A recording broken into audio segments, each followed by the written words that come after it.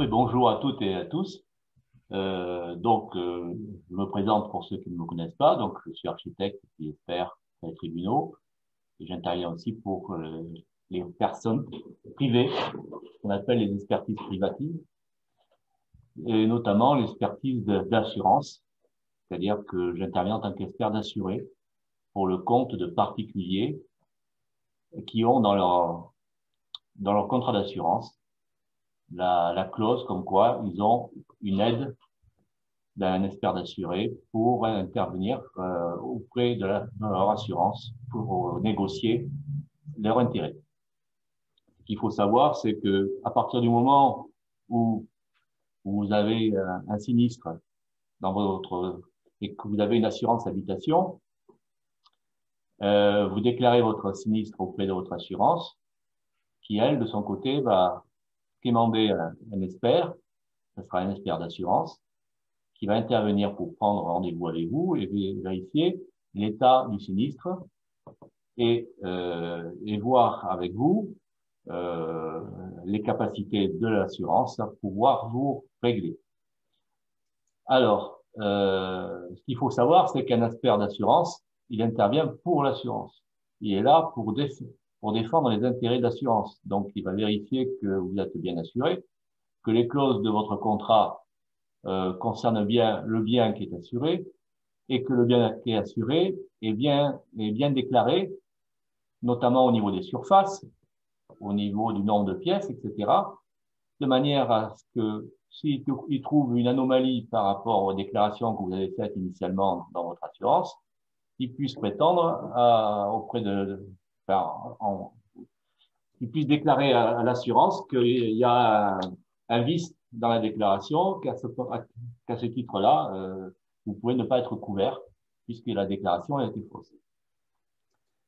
Donc ça, c'est une chose. Et puis deuxièmement, il va essayer d'appliquer des pourcentages de vétusté sur votre bien de manière à vous régler le moins possible sur les remboursements des travaux à effectuer. Donc, normalement, si vous lisez bien les lignes de votre contrat, vous avez droit à l'aide et l'assistance d'un expert d'assuré qui sera réglé à hauteur de 5% du montant du sinistre et réglé par l'assurance. Donc, attends, refais-moi ça, parce que, excuse-moi, je te pose la question, mais si je comprends bien, dans mon contrat d'assurance, je peux faire intervenir un expert d'assuré et lui, il sera rémunéré par l'assurance. Absolument. Absolument. D'accord, ok, je ne savais pas ça. Voilà, donc c'est quand même intéressant, parce qu'en fait, l'expert d'assuré, là, il travaille pour vous, et non pas pour l'assurance. Et il va travailler de concert avec l'expert d'assurance pour discuter justement sur la pertinence d'un pourcentage de vétusté, justement sur la définition de cette vétusté, etc., par rapport à l'état des lieux tel qu'il est, tel qu'on peut le constater. Ouais. Donc d'un côté, il y a l'expert mandaté par l'assurance qui est là pour payer le moins possible. Voilà. Et de l'autre côté, il y a l'expert d'assuré qui est là pour augmenter le maximum l'indemnité et mieux il se bat et plus il est payé. Mais c'est son boulot aussi, absolument. Parce que comment tu fais appel à l'expert d'assuré? Mais tu cherches dans les experts, déjà.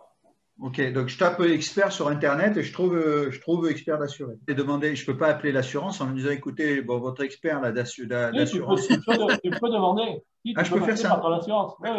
Je peux carrément appeler l'assurance. Ah oui, tu peux leur demander de définir un expert d'assuré. Enfin, moi, j'aurais tendance. Enfin, moi, je suis content quand une assurance me mandate.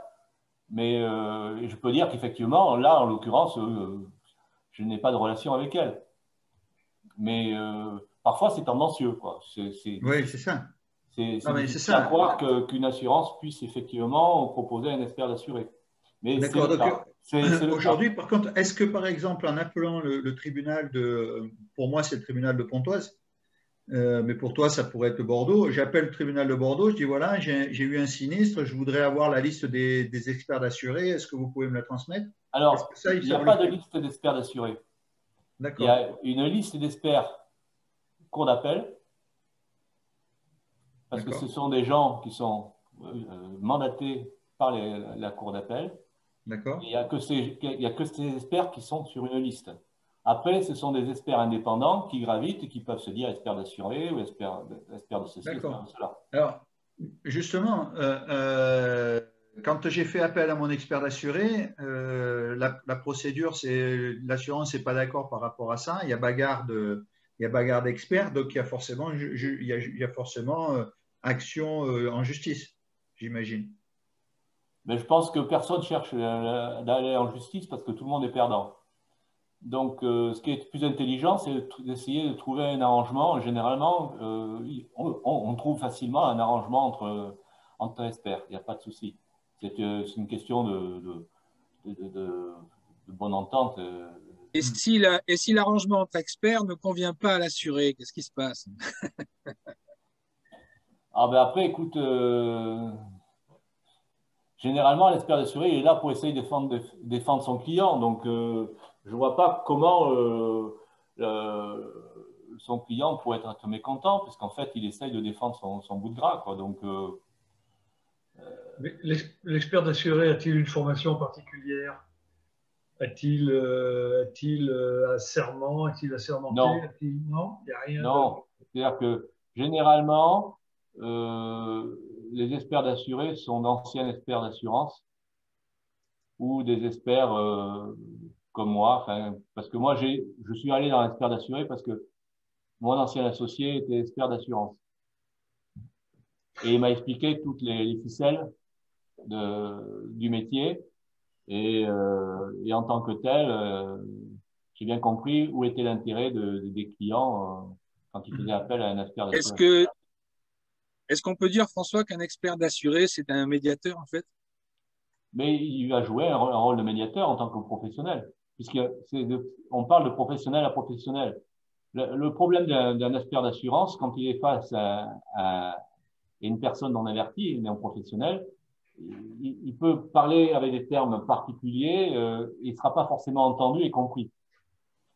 L'avantage d'avoir un expert d'assuré, c'est que cet expert va essayer de transmettre le langage, enfin, le jargon un peu professionnel en langage simple pour qu'il arrive à comprendre.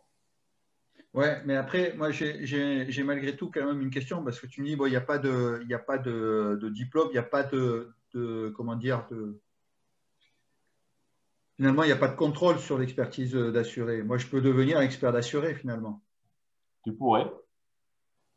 Donc, je comprends rien au bâtiment, mais ça fait rien, je suis expert d'assuré. Ben, c'est le risque, voilà, c'est sûr. Et le risque du coup, le risque pour De même l'assurance. que le titre d'ingénieur n'est pas défendu. N'importe qui peut se dire ingénieur. Oui, non, mais ça, je sais bien. C'est pour ça que moi, je suis ingénieur en fait. Enfin, je suis un génie, mais je suis aussi ingénieur. Enfin, bon, Mais nous n'en doutons pas.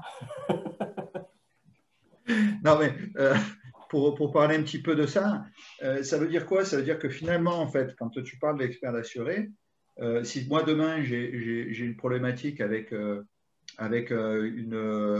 sinistre chez moi, il faut aussi que je fasse attention à qui je recrute en tant qu'expert d'assuré. Parce qu'il peut y avoir des conséquences au niveau du tribunal finalement à l'arrivée. Parce que si le mec il n'a pas les Il ne faut compétences. pas partir sur le principe que tu vas aller au tribunal. Pars sur le principe que tu es là pour essayer d'avoir la meilleure indemnisation possible. D'accord. Donc en fait, toi tu dis dès que tu as un sinistre, il faut systématiquement faire appel à un expert Et d'assurance. voilà. Est-ce qu'il faut faire la demande au préalable ou bien est-ce qu'on peut leur envoyer la facture a posteriori? Ben, c'est-à-dire que Bonne question. la facture a posteriori, c'est que ça n'a aucun intérêt. L'intérêt, c'est justement d'avoir une médiation de manière à ce qu'il n'y ait pas de souci entre l'assurance et toi. Oui, je veux dire, est-ce qu'il faut d'abord demander à la compagnie d'assurance l'autorisation de prendre un expert d'assuré ou bien est-ce qu'on peut l'imposer? Non, c'est pas ça. C'est-à-dire que tu dis, voilà, quand tu fais ta déclaration de sinistre, à l'assurance, tu dis voilà, j'ai un sinistre. Et je vous demande, mon expert est un tel. voilà, et mon expert est un tel, voilà. Voilà, d'accord. Au Et niveau de auquel au niveau de cas, la tu déclaration. donnes les coordonnées de l'expert et l'assurance prend contact avec ton expert. Voilà. Elle peut pas refuser ton expert d'assurer. Ah non, D'accord. si effectivement ta clause d'assurance prévoit l'intervention d'un expert d'assuré, il n'y a aucun problème. Ok. Tu ne nous conseilles pas de faire appel directement à l'expert d'assuré avant même que l'assurance nomme un expert? Autant le problème, c'est que si tu appelles un expert avant de déclarer au sinistre, alors c'est un peu dangereux dans le sens où l'expert, lui, il va être sûr d'être réglé quelque part. Ben oui. Donc, si tu interviens avant la déclaration de sinistre, c'est toi qui vas payer son intervention. Tu comprends? Bien sûr. Quitte à toi demander à ce que cette intervention soit réglée ensuite à l'assurance. C'est plus délicat. Et il est plus judicieux que tu fasses ta déclaration de sinistre, tu dises, voilà, je souhaiterais faire appel à un expert d'assuré, je vais en chercher un, dès que j'en trouve un, je vous donne ses coordonnées, je vous demande de prendre contact avec lui. OK? OK. Parfait. On passe à la suite?